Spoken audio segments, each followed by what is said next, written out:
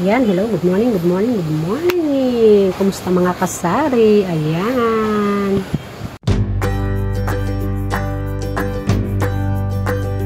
Good morning, no? So, for today's video, isi-share ko sa inyo kung ano po yung technique ko, no?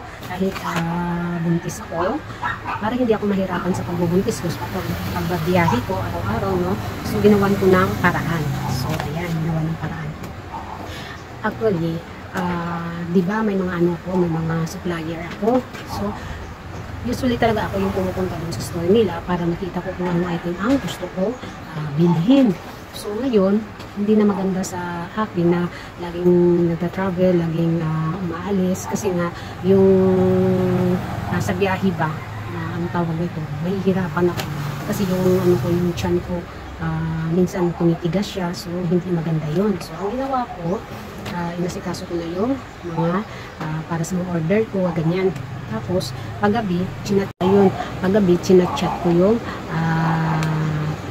assistant ng grocery. Tapos, lahat ng mga order ko, pinapasok ko talaga yun, no? So, kasi may tatlong supplier ako. Prince, grocery, at saka sa market, no?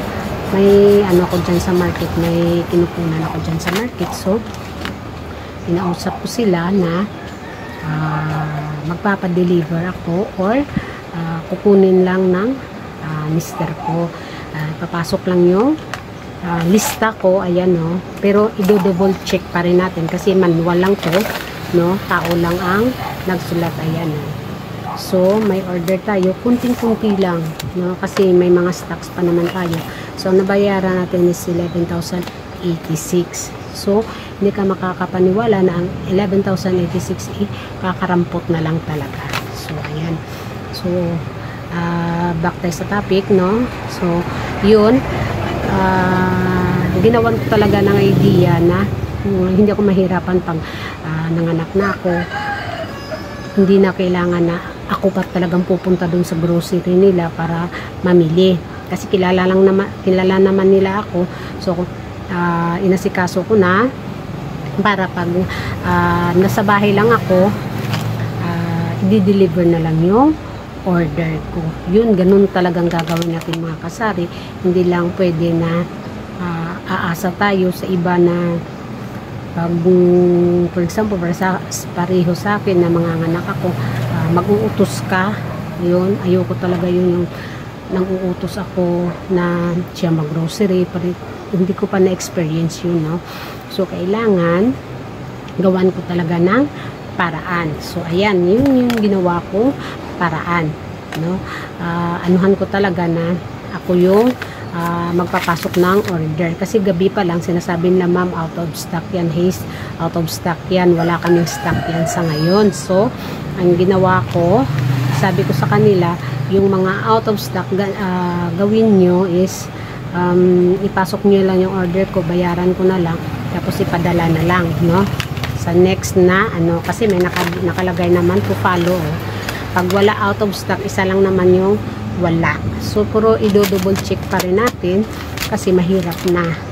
Isang item lang mawawala, wala ka nang tutubuin. Ayan, no? So, hindi mahirap, no? At hindi hadlang na kahit manganganak ka or ako, kahit manganganak ako, hindi hadlang na mag-stock ko sa negosyo. Dahil hindi yung pwede, no? Na mag-stock tayo kasi kailangan din natin ng extra income, no? So, pag nag-stock ka, malaking mawawala sa iyo. Isang araw lang nga hindi ako. Kahit isang araw na hindi ako makapag-open, sasayangan talaga ako sa oras at saka sa araw yan. Ganun yan talaga ang mindset ko. Pag para lang sa akin, no? So, iba-iba naman talaga yung tao, di ba? Yung iba ayaw na laging nakabukas sila. So, sa akin, iba naman gusto ko lagi akong magbubukas. Maaga akong magbubukas, mga ganyan. Pag may, pag may lakad ka, wala kang choice kundi isarado mo talaga kasi wala namang maiiwan, di ba? At hindi ko pala ugali na iwan sa iba yung tindahan ko, no? Ako talaga ang nagbabantay. Ganyan. Nakasit na yan pag nanganganak ako. Alam ko na yung gagawin ko. I-ready ko na yung mga ko, hindi kailangan, hindi ako kukuha ng mag-aalaga, katulong sa bahay. No? Hindi, ayoko yun. Ayoko talaga yung gano'n na may katulong ako sa bahay na nagbabantay or tusan, no? Ayoko yun. Gusto ko talaga ako lang talaga gusto ko hands-on ako, no? So, ganyan ako pa, sensitibo pagdating sa bahay, no? Tapos ayaw ko yung utos ka lang ng utos mo. Ayaw ko talaga yung gano'n. Ayan na, start tayo sa 4 na kilo na sugar. Ayan, pero nakuhaanan na to ng 2.5 kilo kasi 2 tag 1/4. Ayan, okay na siya. Ayan, pansit canton. Hindi ito yung pansit canton. So, check natin. Hindi ba talaga? Kasi 15 peraso eh. 15, 1, 2, 8, 9, 10, 11, 12, 13,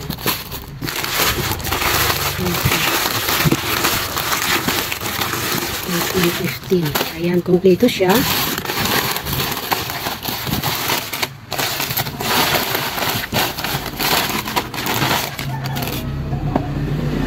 Copico Black Single. Ayan. Creamy White, 2. Creamy Latte pala, 2. Check. Copico Black Twin. Isang tile. Check. Creamy Original Twin. Isa. Check. And then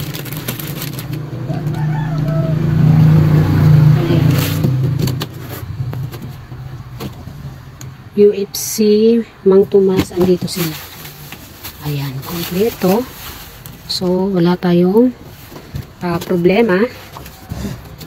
Magic sarap.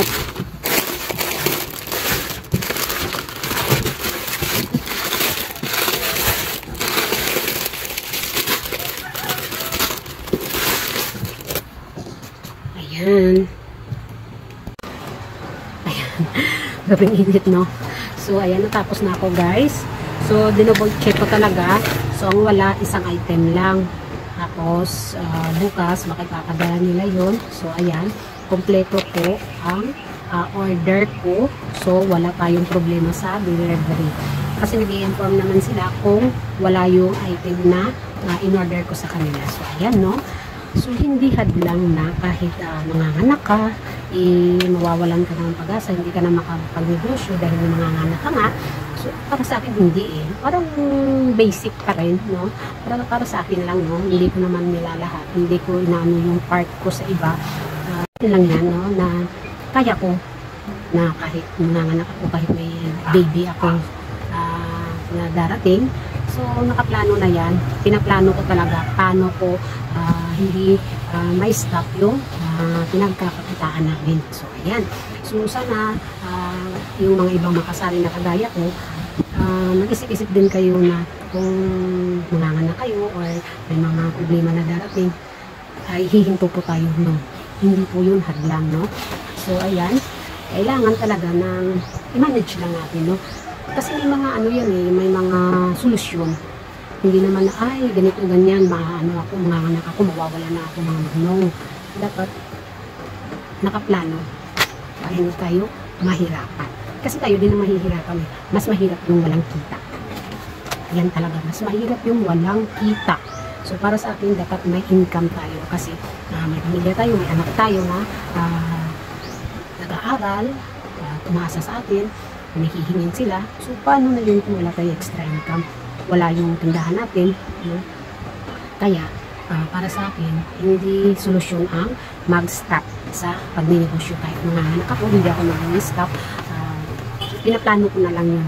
No? Kahit nasa bahay ako, sige-sige pa rin yung ano. Hindi naman ako mahihirapan kasi nakaplano na yun kung saan ilalagay ko yung anak ko. No? Na pag may bibili, andyan, may lalagyan siya niya na dyan lang siya. No? na hindi maapektuhan yung negosyo ko, at saka maaalagaan ko pa rin siya, no? At magagawa ko pa rin yung gawaing bahay. Kasi ako naman yung tao na, ako yung babae na pag nanganganak, hindi yung pagdating sa bahay, matutulog ka lang, matutulog yung anak mo, matutulog lang mo. Hindi ako ganun. Pagdating sa bahay, galing sa hospital, no? Pagdating sa bahay, naglilinis kagad ako. Kaya siguro hindi ako nabibinat kasi naglilinis kagad ako ng kung ano yung mga gawain na pagkita ko tulog yung anak ko. Tapos, sabi na, kailangan mo pahinga kasi galing ka pa sa hospital. Hindi ko binibigay yung sarili ko. Kasi hindi maganda yun. Lagi kang nagbibinat pag lagi kang natutulog. Kailangan galaw-galaw. No? Kaya siguro ako, hindi ako madaling maghinap kasi ako palagalaw, parang aktiba. Yung sa Bisaya, ng palatrabaho. No? So, yun. Yan po yung share ko po sa inyong mga kasari for today's video. So if you like my content, please do subscribe to my YouTube channel para updated po kayo sa mga next videos. God bless!